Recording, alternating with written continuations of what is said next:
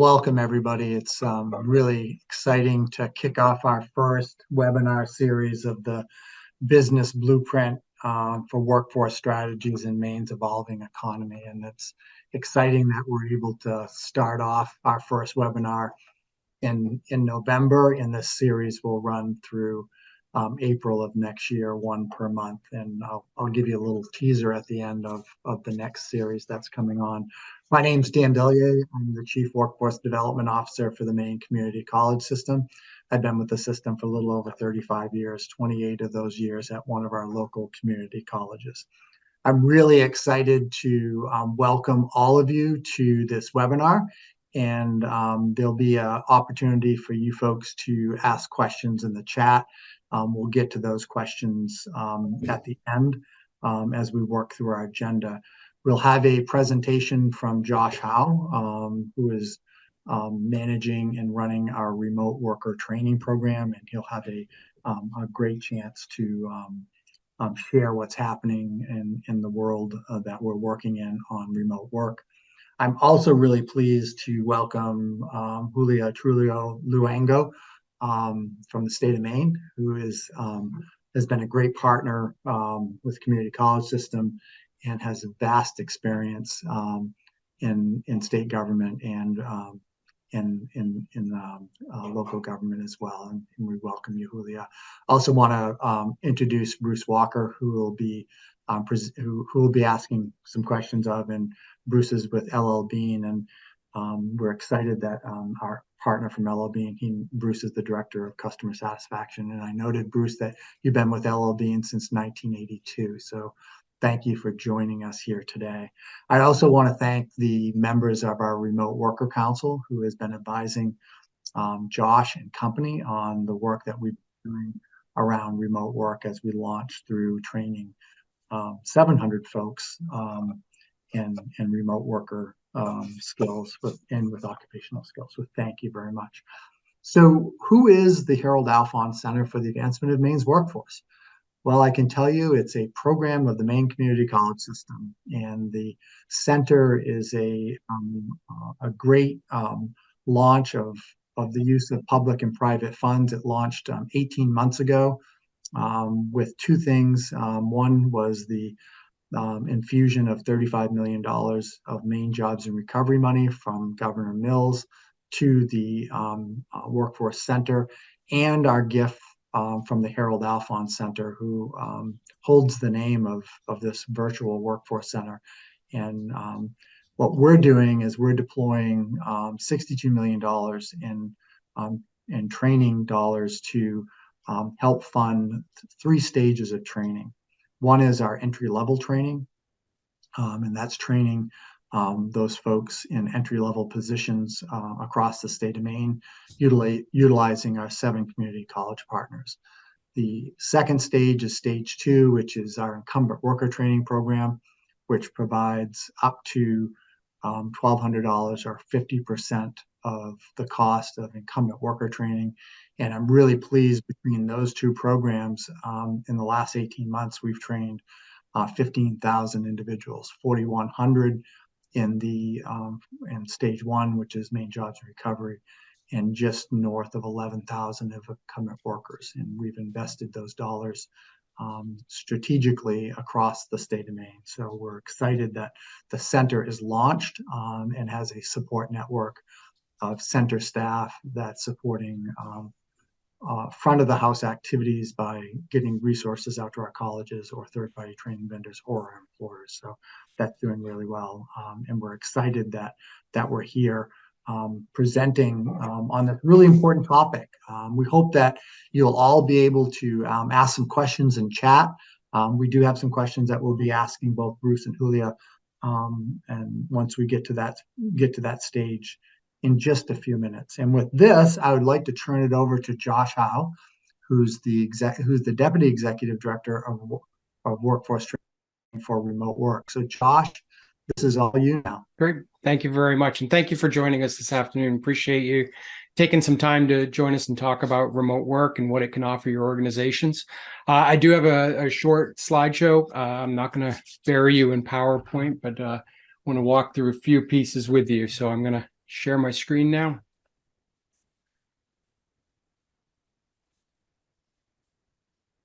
So hopefully you can see it. So as Dan said, I am Deputy Executive Director of Workforce Training and Remote Working for the Maine Community College System. I manage a grant. We received $1.2 million from the Ascendium Foundation, as well as other partners, the John T. Gorman and TD Bank, to help us train people in remote working skills.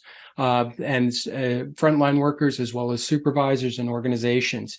Part of the goal of our project is to help bring good quality jobs to people in rural Maine and help meet Maine's demand for qualified workers. So we have employers who are struggling to find qualified employees, and we're hoping to really train people in those occupations to help meet their needs. I have a Maine Advisory Council on Remote Working. Has helped guide our development of our programs. And these are leaders from organizations across Maine. It's co-chaired by Sarah Cox of LL Bean and John Fitzsimmons from the Maine Community College System. We have representatives from Martins Point Healthcare, Lincoln Health, Maine Health, Hannaford, GWI, Flex Jobs, and Unum. And they've been instrumental in helping identify what are those skills, what are the lessons they've learned in developing remote work in their organizations, what are the challenges, and what lessons can they help bring forward. And we've developed the curriculum to help meet those needs for both supervisors and your frontline workers. They've also spent a lot of time kind of going back and reviewing the curriculum and providing additional feedback, making sure that we did hit those right points. With their guidance, we helped develop the Remote Work Essentials for Professionals course, which is for frontline workers, and then have programs for supervisors as well as businesses and organizations. The supervisory program focuses a lot on managing and supporting individuals, such as onboarding and hiring those individuals, and supporting then the business fundamentals focuses more on the organizational and the policy and the structural issues. And we'll touch base on a little bit of that. And then we have our occupational training, which we're coupling our remote work essentials with, so that students are receiving occupational training in things like IT, medical coding, virtual assisting, and are able to then have the occupational skills to be effective as a remote and hybrid worker. So the pandemic, we spent a lot of time, everybody went rapidly to remote work. And so whatever you were doing during the pandemic, it's not really working from home. That remote work and working from home effectively isn't the urgent kind of compressed change that we experienced during the pandemic, 8 hours of Zoom meetings and things like that. So it does take a shift in how we're doing our work. As you'd kind of expect, this is a chart from the Work From Home research. They do a monthly survey nationally around remote and hybrid work, and they also keep an eye on the world impact of remote working. And they saw, we saw a jump. The 61% of days were being worked at home during the pandemic, and now it's dropped down to about 28%. And this is the most recent data we have from October. And it breaks out that about 12% are working completely remotely, 30% are working in a hybrid fashion, and then 56.8% are working fully on site. Where it's most prevalent, you're seeing it in, as you would expect, industries that don't require a lot of face-to-face interaction. It's in things like IT, finance and business, personal and professional services. And then at the bottom of this, you see that things like retail and hospitality that do require direct customer interaction are on the lower end of the days per week that people are working remotely. So I'll keep throwing out those terms, remote and hybrid. So remote being fully remote, and then that you're able to do virtually 100% of your tasks remotely. And whereas hybrid is that blend. And when we think about remote and hybrid, it can happen at any level of an organization. So an individual may be a hybrid individual, but organizations may elect to do it by team, by functional area or business unit, or complete organizations. There are some organizations that are running fully remote, and they literally have no home office or base. They work virtually from around the world and come together in the on the internet. How some organizations decide this at the organizational level, and then some organizations also delegate that down either to the team level or the individual level to decide, especially in hybrid, how often do they come to the office? When do they, which days are that, so that those teams are able, if they are a hybrid team, which days are going to be the days. The most common days that people will come to an office are not going to be surprising: Tuesday, Wednesday, and Thursday, and that with leaving remote, days for Mondays and Fridays are the greatest preferences. So remote work isn't without its challenges. So it does require organizations to adopt new processes and policies to help support that. Things like travel, how are you going to move paper or processes through your organization? It can challenge the communication if we're used to stopping by people's offices or having those inter-office conversations. How do you communicate, and being explicit in how do we connect with our teammates, and what are those tools that we're using, whether it's email, whether it's Slack, whether it's texting. Equity can be a concern. So the research is finding that women and people of color have greater preference for remote and hybrid work. And we've also seen that since the pandemic, employment of people with disabilities has gone up 20%. And so it's been a real boon for the helping people with accessing employment that they may not have otherwise had access to. However, we need to make sure that remote and hybrid individuals continue to have access to things like professional development, exposure to leadership, and promotions as well. Health and wellness. Remote can be a kind of a double-edged sword in that way, and that people are reporting a much better balance, work-life balance, and having opportunity to maybe take some of that found time that they spent commuting into going to the gym. But it can also feel isolating. It can lead to overwork because it's very easy for individuals to continue working when they're working remotely. And also, without the proper equipment, it can lead to ergonomic and repetitive strain injuries. So they want to make sure that individuals have the right equipment. And tax and benefit implications. If your organization is working with people who aren't in your home state and your organization state, there can be implications towards paying taxes in other states, both for you as well as that individual. And there can be also different work requirements. So different minimum wage requirements, different requirements in terms of purchasing or supporting equipment, overtime. So as you have people in other states, you need to be aware of that. One of the benefits, and I think something to think about as you continue to see articles about remote and hybrid work, is asking yourself whether this is intrinsic to remote work. Because all of these things, while challenges, can be mitigated as long as we're being intentional and planful about the work we're doing. That sometimes the things that are talked about in the articles are things that make it sound like it's intrinsic and it's part of remote work that can't be happened, like communication. Yeah, it can. We've spent 100 years figuring out how to work in an office, and it's time we're learning the lessons on how to now work remotely and finding those new patterns and ways. The benefits, we're seeing a lot of benefits from remote work as well. Organizations, LL Bean's a great example. Operational resilience. They're able to hire people across the state and across the country to do the work for them. So they're not only able to access a larger labor pool, but in the event of a major outage, say, such as the ice storm in Maine, they would have been able to have other people who'd be able to still continue working, and it wouldn't have wiped out their entire operation. You're able to access, like I said, that larger labor pool, whether it's across the state or across the country or the world. We're seeing a variety of reports and research around increased productivity. Some reports are finding lower productivity in areas. So we're still trying to figure out that piece, but people themselves are finding it's more productive, and that a lot of they're finding those tasks that require high level of focus, they're able to produce a lot more, and then finding ways to collaborate and work together, whether that's remotely or coming together.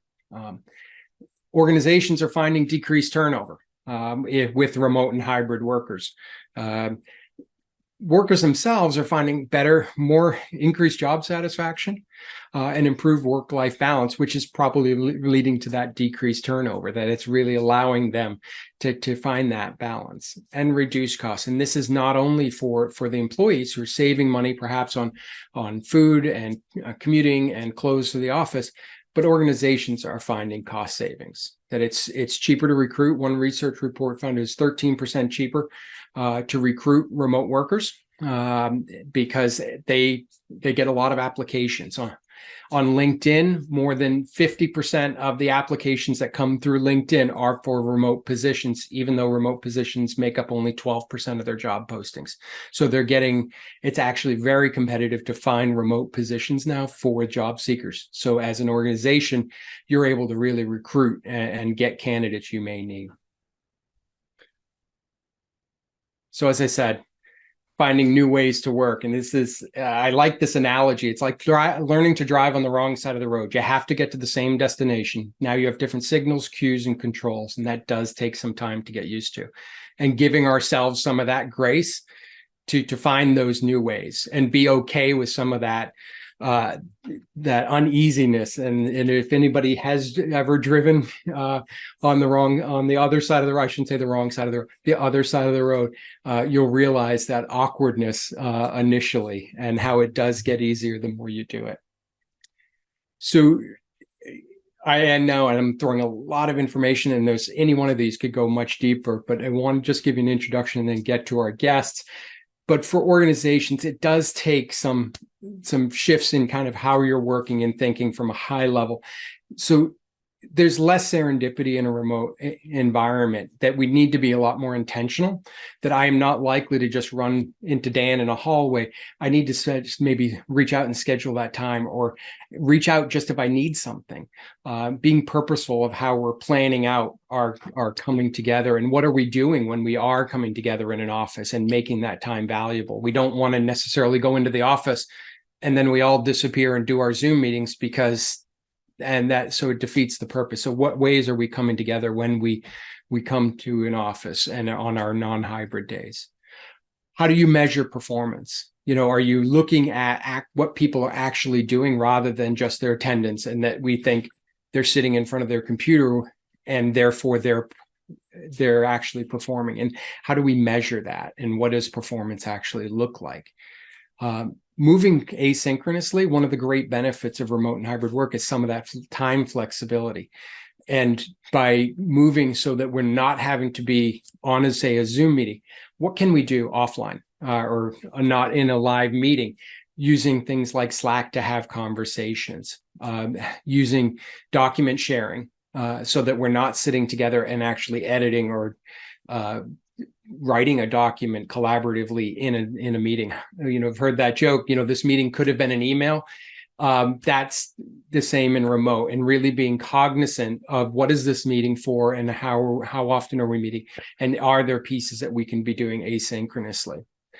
The other benefit to asynchronous is it allows people we all have complex lives, but if you have a disability or complex childcare or elder care needs, that can also, asynchronous can help allow those individuals to manage those needs without having to work around a schedule, that they still are able to get all their work done, but they're not having to worry about a synchronous meeting that you have to schedule around. So it can help create greater equity as well.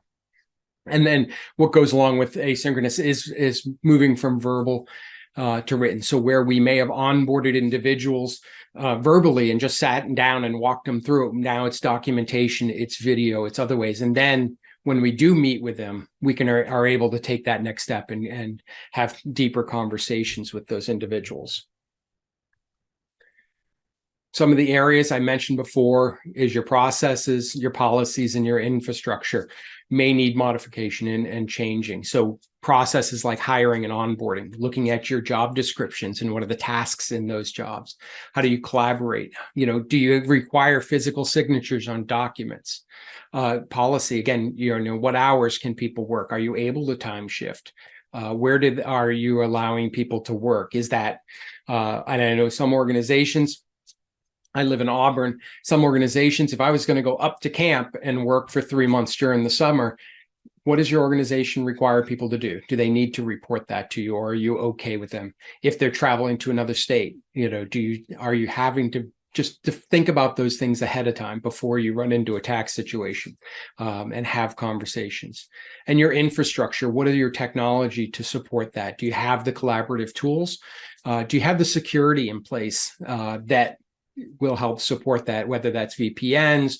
You need to be thinking about what kind of data you're handling and moving. So, and then how does this change your physical office space? Does it change from a series of cubes to collaborative spaces that are better wired for hybrid meetings, and being able to bring people in? And so it's more gathering spaces as opposed to individual cubicles.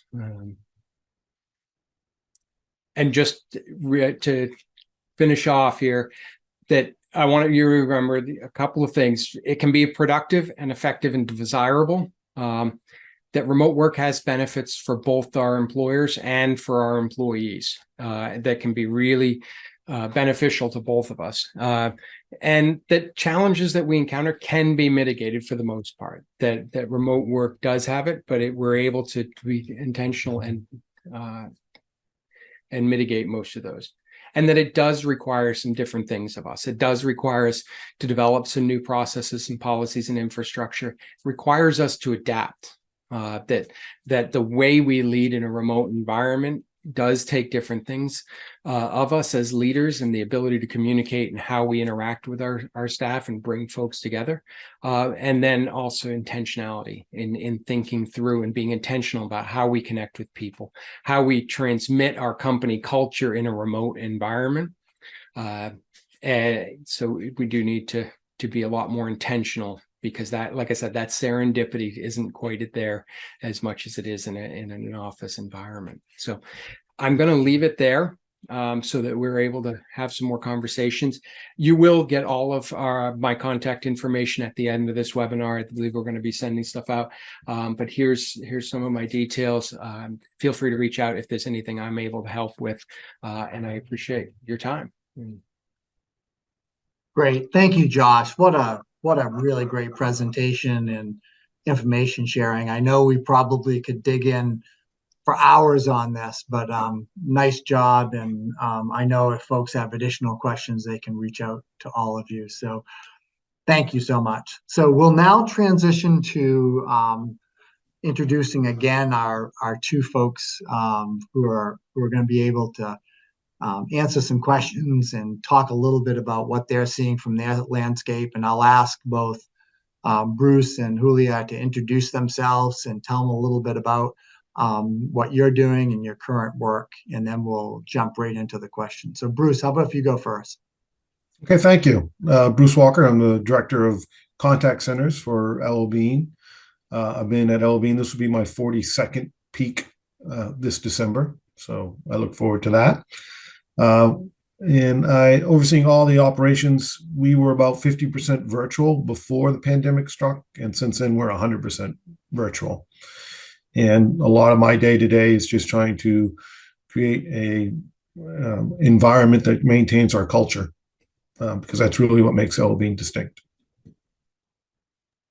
Great, thank you, Bruce. Julia, I didn't give folks your title, and as I look at your title, the State of Maine Economic Development Plan Implementation Director from the Department of Community Economic Development. So tell us a little bit about you. Yes, thanks, Dan. So my current role at the department is overseeing the implementation of the 10-year economic development plan. So in broad terms, 3 goals. One of the goals is attracting 75,000 people to our talent pool. So I think this is really correlates really well with that work at large. I also oversee directly all of our talent attraction initiatives as a state, and how they correlate with the Maine Jobs and Recovery Plan. And one of those distinct buckets is our remote work. So I am pleased to also see kind of the angle and how we're framing the conversation, because it's generally when I'm in these kinds of discussions, we think of remote workers as those who live in Maine who are working for a company or an employer outside of the state. So it is also great to highlight it from this perspective. And just as a curiosity, I also was an LB employee. It was my first job in the PEG building in Lewiston, so I was also on the phones for a very long time. Great, thank you, Julia. So we'll jump into some questions that we want to explore and kind of examine a bit on the operations of our activities of our guests. So Bruce, we're going to start off with you. Tell us a little bit about your operations. So right now I have about 1,300 employees. About 450, 500 of those a year round. The rest are seasonal.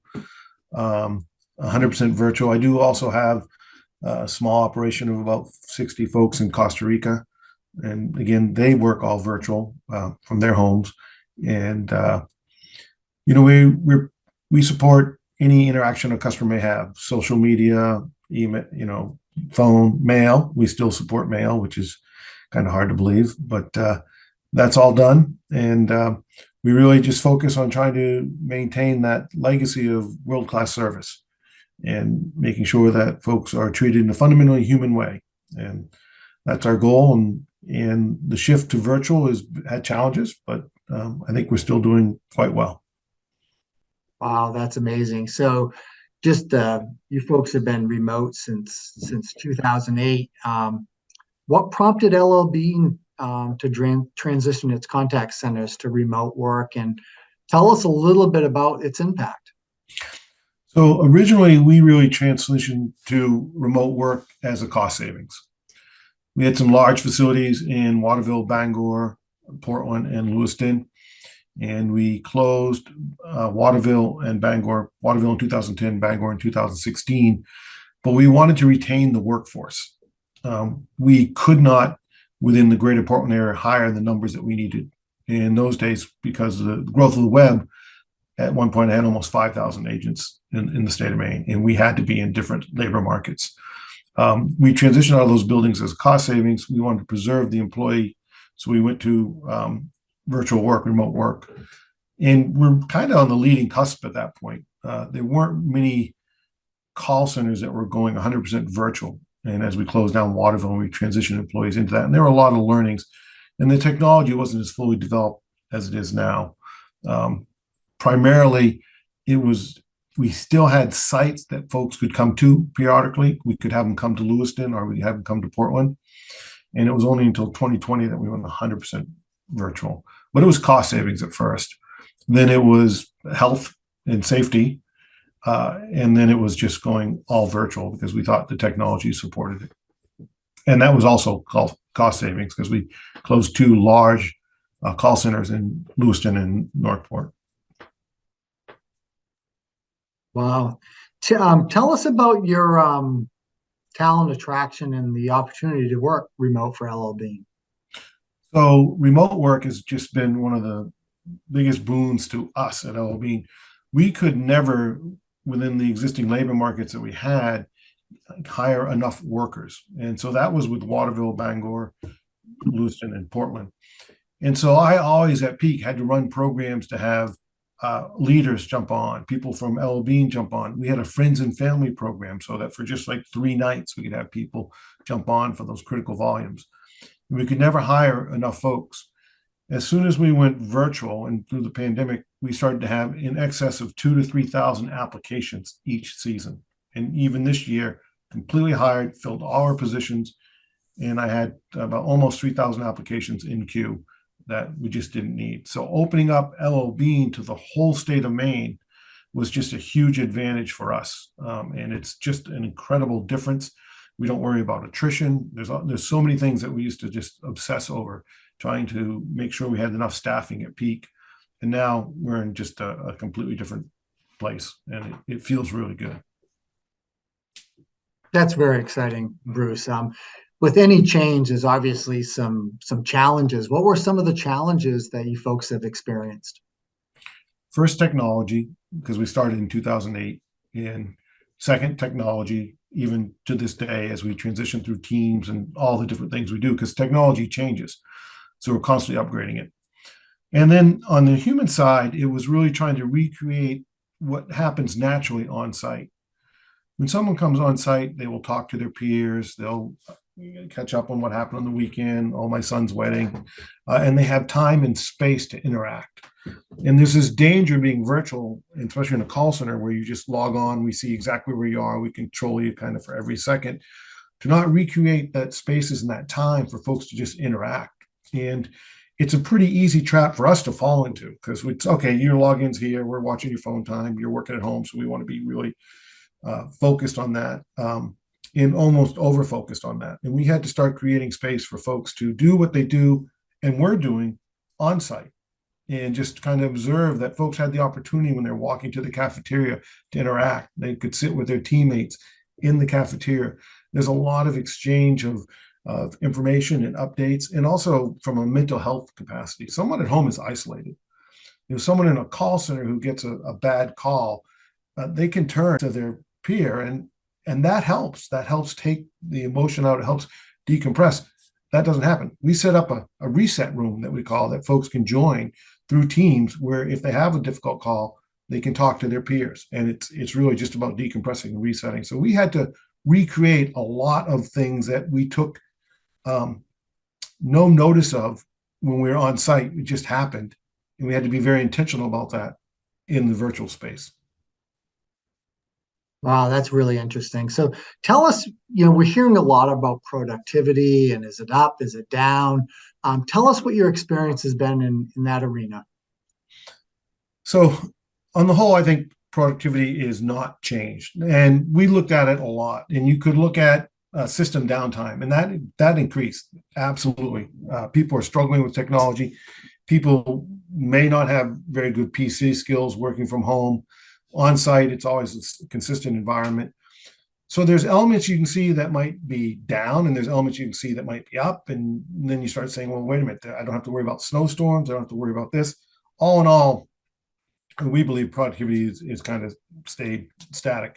It happens in different ways, but if you're all in, I don't see an impact to productivity. Excellent. Thank you for that. So the other topic that keeps coming up as we've all been working remote or hybrid, tell us about how LL Bean builds team culture in the remote environment. We are still trying to build culture. If someone were to ask me about one of my worries is 25% of my workforces have over 25 years of experience at LL Bean. So there's institutional knowledge and cultural knowledge, and people still at LL Bean identify, oh, I'm from Bangor, I'm from Waterville, I'm from Northport. So they had this strong culture from their physical site, and they carry that with them to this day. As we look at it, we're trying to be intentional of bringing folks together. So we have a palooza where we have everyone come to Freeport in the headquarters. We organize what we call CSGO events. So we have employees just organize events around the state of the Maine to say, hey, I'm going hiking, I'm going on the beach, I'm going bird watching, I'm going eagle watching, whatever it may be. And we promote them. We call it CSGO. We try to get folks out. So we had one where a woman raises goats, and it was baby goat time. We probably had 50 people show up just to hold a baby goat. And it's really connection. You talk about culture, but a lot of culture is connection. And so we're looking for those opportunities to promote connections in getting outside, meeting new people, meeting new employees. We promote that in our meetings. We promote that. We have fun channels. So I talked about the virtual, but we have fun channels. We really ask folks to, hey, we have a ton of pictures of everyone's grandkids and their house at Halloween and what went on. And so it's always looking for that way to promote more and more connections, even though we live virtually now. And I think it has to be intentional, and you have to be focused on it. Yeah, great strategies, Bruce. That's awesome. I really appreciate you answering the questions. And there'll be an opportunity here at the end of our webinar series this afternoon to ask Bruce some very specific questions. And I know you folks are putting them in chat. So thank you so much. I also say that so far we started with 26 viewers, and we're still at 23. So this is good that we're holding our group together. So thank you so much for listening in. Julia, this is a great opportunity for us to understand a little bit more about what you're seeing through your lens. How's the state of Maine, particularly Department of Economic and Community Development, looking at remote work as part of a broader economic and community development strategy? Thanks, Dan. So I think something I mentioned our goal of attracting 75,000 people to our talent pool, and what's feeding that number are two things that maybe shifted dramatically as a result of the pandemic. We've been talking about a demographic winter for a long time, and yes, we have the biggest share of older workers in the nation still, but it's two dynamics that shifted where, our labor force participation numbers at the beginning of the pandemic, high level of unemployment. Today, historical lows of unemployment rates across our state. Also, our labor force participation, even though when we look at the entirety of the age bracket, 16-year-olds and above, all the way 64 plus, we are at about 63% labor force participation. But when it comes to our prime working age, and similar to what Bruce was speaking about, is our from 24-year-olds to 54-year-olds, our labor force participation is almost at 85%, on par or higher than the national average, which really speaks of this very tight labor market that kind of Bruce was speaking about. But with remote work, it really allows a greater pool of candidates and a much broader portfolio than if you were only relying on those who are available here in Maine, which also brings me to kind of our talent attraction efforts. The other dynamic that contributes to the 75,000 is our net population change. So in the last decennial, from 2010 to 2020, we were 42nd in the nation for net population growth. And in 2021, that shifted to 14th. That was the primary driver for that was in-migration. And it wasn't international migration, it was domestic immigration. So in 2021, we were 7th in the nation overall for domestic immigration. In 2022, we were 11th. So usually when I speak about remote workers, people usually ask me, well, how many of those new migrants, new residents to our state were remote workers? It's probably the biggest drivers is those folks who have work, who are employed from companies outside of Maine and are living in Maine and so on. So we realize that for the public available data, we don't have this breakdown so easily kind of divided and understood. So we're doing a lot of research to understand kind of three major components of this overarching talent attraction strategy. One is kind of going directly to employers, understanding what is it that they're doing today in talent attraction, who are they employing, are they employing remote workers? We have completed that work, is in its final stage, and I can tell you as a preview that 70% of those employers which are small employers, 25 employees or less, are not tapping into this talent pool. So that makes us think as a state, what are the sort of resources that we need to deploy to support these smaller employers to be able to tap and do similar things, not at the same scale as LL Bean, but how can the state really be providing resources in that way? The other research that we're doing that is also completed and about to be released is kind of a national scan to understand what are other states doing in this space, what has translated into actual results, what are the dynamics between talent attraction and other challenges in those states, and how other states dealt with that. And then lastly, we're also surveying all those who move to Maine and have new driver's license in Maine to better understand, is this a trend that is here to stay? How many of those of you are remote workers working for an outside company or a Maine company and so on? So then we can really be tailored and support the work moving forward. I think specifically to remote work as a whole, we have a lot of learning to still kind of do. So I think there will be more things launching in 2024 based on all these research studies.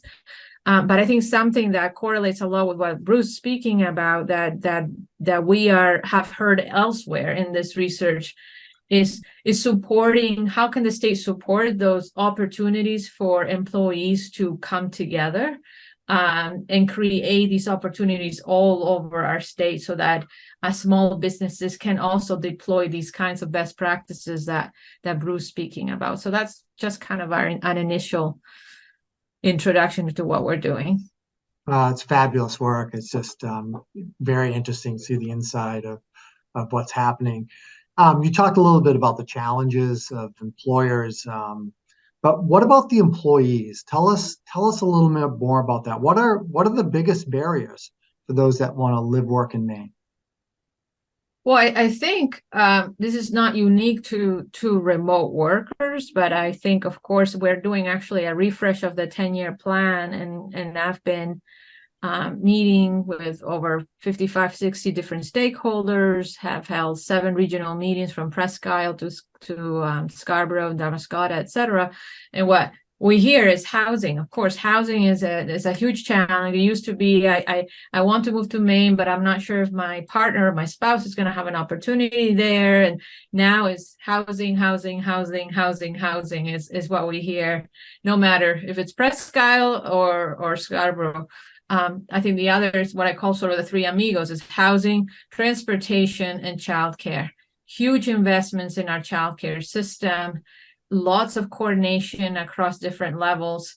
Transportation is a little bit more challenging, but we're also doing, our friends at DOT have conducted, I don't know if the people in the audience are aware, but there's a pilot, transportation pilot program, which the state supports an employer who is thinking about a creative way to support the transportation needs of their own employees. So that those applications, I think they'll be opening up again in 2024. So there's a lot of creative thinking and support, but I think housing is going to be a really big priority as a common denominator across all these populations wanting to address the talent challenge that we have here in our state. Well, thank you. It's just, we've all been hearing the barriers around housing, transportation, and childcare, and we know there's certainly some opportunities here with remote work. So give me a little bit of an inside look on how the department looks at implementing strategies that will help benefit Maine businesses. I think it was clear from our research study that, again, that Maine businesses, a few things. I think not everyone has the level of technology. Not everyone has the same level of understanding. So connecting them to resources like what, Josh is doing in his own work, but also how can we even take it to another level and be a value added to that work by promoting toolkits for employers to better understand how to apply these learnings to their unique operations and their own unique culture and needs. I think another one that it's very prescriptive from the legislation that enacted and approved the Maine Jobs and Recovery Plan is just the legalese around all this. It scares a lot of small businesses. How do I even tap into this when I don't even know what my tax obligations are, et cetera? So we're also working with the Maine Department of Labor to clarify some of that and then widely distribute it across a large set of employers. And I think lastly, what we've been hearing lately as well is that the largest kind of employers are hearing from remote workers because they are working in isolation. Like Bruce is saying, remote workers that are working for a company outside of Maine or an employer outside of Maine, they're knocking on Maine's doors of local employers because they miss that going to the cafeteria and speaking to their peers and so on. So that's a phenomenon that we've been hearing about over the last maybe 5-6 months, that we're trying to tap into and see how we can bring employers and these remote workers and connect them so that we can, it can be a win-win. Great, thank you. And I'm going to ask this question to both Julia and Bruce. Give us what you think the future of remote work in Maine is going to be like in the next few years. Julia, you go first. Go ahead, Bruce. You go first, Bruce. Yeah, because I think she has more insight, but I have an opinion. Go for it. I think as broadband services become more available throughout the state of Maine, that it will continue to grow exponentially. Awesome. Thank you, Julia. I mean, I agree. I think also looking again, I think putting more emphasis on remote work as an option for all employers, and how we can tap into local residents who, because of the barriers that I shared earlier, because of childcare, because of transportation, this is a good option for them. But perhaps it's not as widely available across all industries, across all sectors. So I think it's only going to grow, and the state is here to support it in that way. Awesome. I really appreciate you both being willing to answer these questions. And I know we have more to go. We've got about 13 minutes left, and we do have some questions that were emailed into us, but any of the questions in the chat that we can jump into, I just want to thank the folks who've been certainly asking questions. And Michael brings up a great question about the limited access to high speed broadband, and how is the state addressing this issue and for rural workers and remote work? I can take that one. And the Maine Connectivity